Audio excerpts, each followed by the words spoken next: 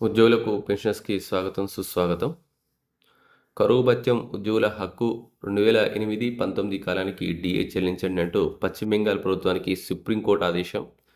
ఇది పాత పేపర్ అయితే ఏం కాదు, ఇటీవల వచ్చినటువంటి న్యూస్ పేపర్. దానిలో వచ్చినటువంటి వార్త అయితే ఇది. లక్షల మంది ప్రభుత్వ ఉద్యోగులు సుప్రీంకోర్టులో గురువారం భారీ ఉపశమనం లభించింది. కరువు భత్యం పొందడం ఉద్యోగుల చట్టబద్ధమైన హక్కు అని న్యాయస్థానం స్పష్టం చేసింది.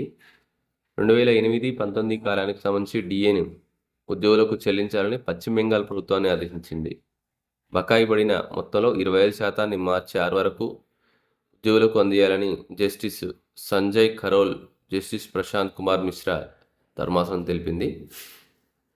అఖిల భారత వినియోగ ధరల సూచి ప్రకారం డిఏ లెక్కింపు విధానం ఉంటుంది. అయితే డిఏ అదనపు ప్రయోజనం కాదు, కనీస జీవన ప్రమాణాల నిర్వహణకి ఇది సాధనం అంటూ సుప్రీంకోర్టు అయితే కీలక తీర్పు ఇవ్వడం జరిగింది. కాబట్టి ఎక్కడైతే ఇప్పుడు ఏ ప్రభుత్వం అయితే డిఏని ఇవ్వడానికి వెనకాడుతుందో అప్పుడు ఆ ప్రభుత్వంలో అక్కడ పనిచేసిన ఉద్యోగులు మరి ఈ విధంగా వారు కూడా మరి వెళ్తే బాగుంటుంది. ఎందుకంటే ఇప్పటికే తెలంగాణలో కూడా 4-5 డిఏలు పెండింగ్లో ఉన్నాయి, ఏపీలో 2-3 డిఏలు పెండింగ్లో ఉన్నాయి. ఈ విధంగా పెండింగ్లో ఉంచడం సరికాదు అని చెప్పేసి నేరుగా సుప్రీంకోర్టే తీర్పునివ్వడం జరిగింది.